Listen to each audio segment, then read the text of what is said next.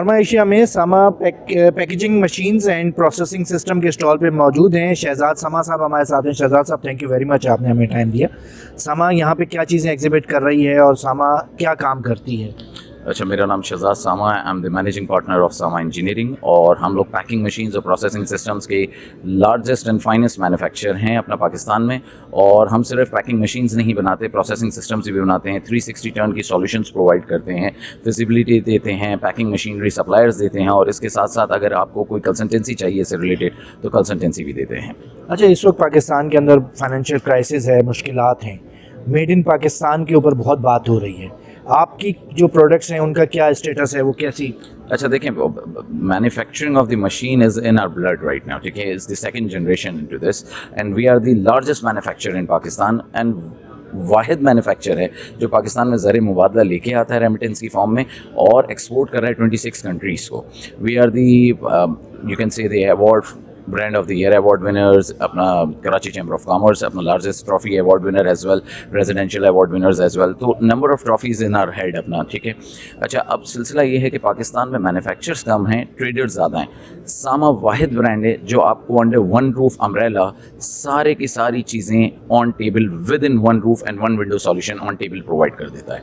और उसमें packing machines, processing systems, labeling machines, blister machines, bottle cartoning, bottle fillings, anything you required will be provided by Sama। अच्छा, यहाँ पे लाजमी बात है, आपने जैसे कहा ट्रेडिंग कंपनी ज़्यादा बन गई है तो आपको यहाँ पे दो किस्म के चैलेंजेस होते होंगे। एक तो जो चाइना की प्रोडक्ट्स आ रही हैं उनके हवाले से भी होता होगा और दूसरी ये कि यहाँ पे लोगों को एक कॉन्फिडेंस भी नहीं है कि यार पाकिस्तान मेड प्रोडक्ट जो है वो कितनी रिलायबल होगी। तो ये दोनों चैलेंजेस को कैसे आप देख रहे हो? अच्छा देखें, सिलसिला ये है कि जब आप कोई मशीन इंपोर्ट करते हैं तो उसमें आप होटल, लोडिंग, बोर्डिंग, अकोमोडेशन और पर डे चार्जेस आपको देने पड़ते हैं, ठीक है। हम लोगों ने वो सारी चीज़ें फ्री ऑफ कॉस्ट कर दी हैं। If you by machine from सामा या कोई भी प्लांट आप मशीन या कोई भी सर्विसेज सामा से लेते हैं, बाकी सारी चीज़ें आफ्टर सेल सर्विस हम लोग फ्री ऑफ कॉस्ट देते हैं for many years, just to keep it alive in their mind कि सामा एक ब्रांड है और वो एक अच्छी यूरोपियन स्टैंडर्ड मशीन सप्लाई कर रहा है। अच्छा, जब हम एक्सपोर्टर बन जाते हैं तो हम अपना दुनिया के काफ़ी ममालिकों को सर्विसेज दे रहे होते हैं, पाकिस्तान से बैठ के भी, और सर्विसेज दे रहे होते हैं। हमारे इंजीनियर्स ट्रैवल कर रहे होते हैं अराउंड द ग्लोब। तो जब पाकिस्तान में ही सिर्फ सप्लाई कर रहे होते हैं तो हम मशीन को अपनी अलाइव रखते हैं और इन रनिंग कंडीशन रखते हैं। उससे एक कॉन्फिडेंट बिल्ड होता है अपना एंड यूज़र का कि ये लोग एक अच्छी मशीन भी दे रहे हैं और रिलायबल भी दे रहे हैं। अच्छा, दूसरी चीज़ इसमें एक बड़ा कॉन्सेप्ट है कि जितने ट्रेडर्स होते हैं वो मशीन मंगवा के आपको दे सकते हैं। मशीन रन करना it's an challenging and it's an art. अच्छा, हम लोग जो मशीन बनाते हैं हम मशीन मैन्युफैक्चर नहीं करते हैं, we call it we craft the machine because our passion is in that. तो जब अपना मशीन हम क्राफ्ट करते हैं तो हम आपकी नीड्स को, आपकी रिक्वायरमेंट्स को और आपकी स्पेसिफिक रिक्वायरमेंट्स को मद्देनज़र रखते हुए वो मशीन्स को मैन्युफैक्चर करते हैं। अच्छा, हैविंग सेड दैट, अब आप अगर स्टार्टअप हैं, नेशनल कंपनी है, मल्टीनेशनल्स हैं, we have the solutions according to the scale and budget of the company as well.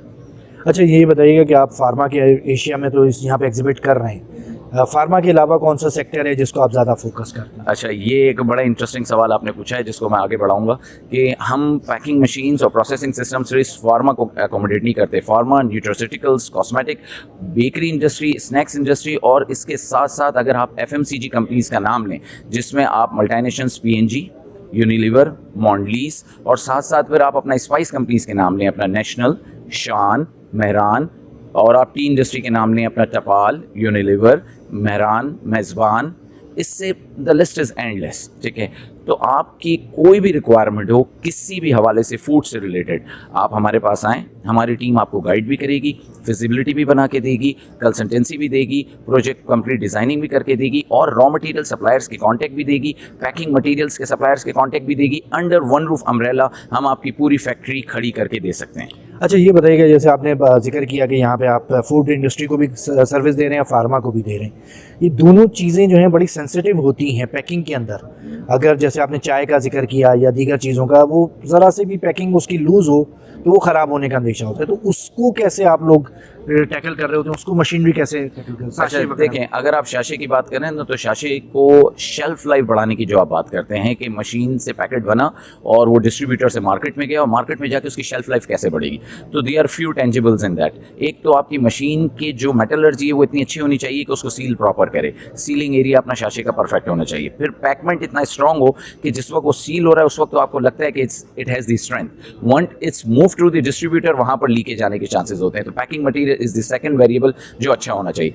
Thirdly, आपके पास अपना इसमें नाइट्रोजन फ्लशिंग होती है या अपना कार्बन फ्लशिंग होती है, गैस होती है जो नॉन रिएक्टिव होती है, जो आपको अपना बैक्टीरिया डेवलपमेंट नहीं होने देती प्रोडक्ट के अंदर, तो इससे शेल्फ लाइफ प्रोडक्ट की बढ़ जाती है। तो स्ट्रेंथ ऑफ द शाशे जो है वो 3-4 वेरिएबल्स के ऊपर होती है, and in the last definitely जिससे आप अपना मशीन लेते हैं उसकी मेटलर्जी और उसकी एक्सपर्टीज़ के ऊपर ये बहुत मायने रखता है। अच्छा, ये बताइएगा कि क्या कितना फ्यूचर देखते हैं पाकिस्तान के अंदर मेड इन पाकिस्तान प्रोडक्ट्स का और ख़ुसूसन सामा का?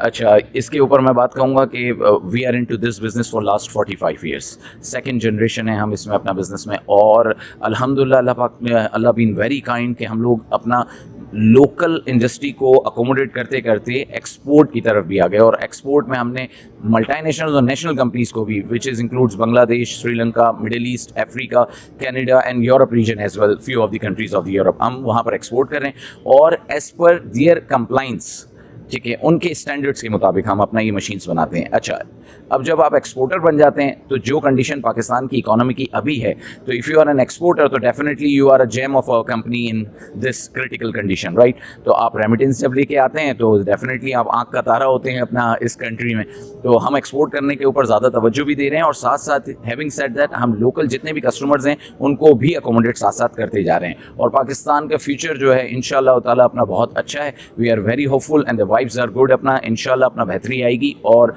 वक्त के साथ अपना हर किसी ने अपना कंट्रीब्यूशन देना है। Sama is contributing in this company as an company in this country economy with their best of best expertise. Thank you very much sir. Thank you.